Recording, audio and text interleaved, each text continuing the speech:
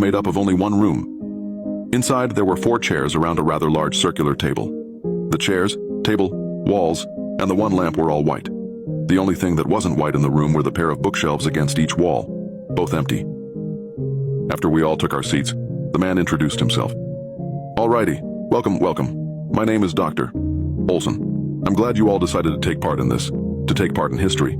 As we told you all, this is extremely sensitive information. After my explanation of what this experiment consists of, I'll ask you if you want to continue, understand?" "What if we don't want to continue?" a woman said, about my age with fiery red hair.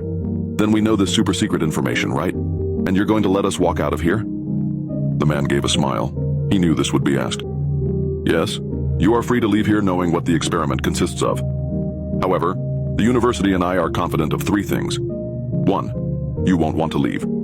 2, the university's attorneys are rather powerful, and you already signed the NDAs. And 3, no one will believe you if you tell them." Silence filled the room. The redhead slouched back in her chair, a nonverbal, "Well, go on then." "The experiment," Dr. Olson continued, "is time travel." I smiled, but wasn't sure why. The others seemed to snort a little in amusement. The tensions in the room seemed to release. Now, I know it sounds, crazy. I've heard it all before. I'm not asking you to believe in me. I'm asking you to just sit in this room, observe, and tell me what happens." We all nodded in agreement. A couple of okays filled the air. The doctor carried on. "All right, this is how it'll work. I'm going to drive up to the control center. It's just about 5 minutes up the mountain. I have a couple of colleagues there as well. From there, I will flip the switch, in layman's terms." When Dr. Olson began his next sentence, he leaned forward, and his face took on a very stern, angry father quality. "Do not leave this room. After I walk out, do not leave. Do not leave until I come back down the mountain, walk back inside this room, and tell you that you can leave. I have done this experiment before, but not on humans. I know it works. I know it's safe.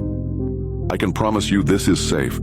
I cannot promise your safety, though, if you leave the house." I remember the air shifting to an uneasy feel.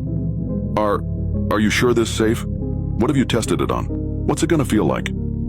A scrawny blonde guy said, who couldn't have been older than 21. The doctor continued, "I know it is safe. No animal I have used has been affected by this. I've used rats and progressed up to dogs.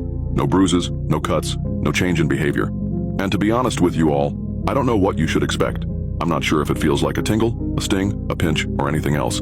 This is the first human trial, which is why you need to pay attention to any sensation you feel." "Wait, okay. If we are actually about to time travel, where or when are we traveling to?" I asked.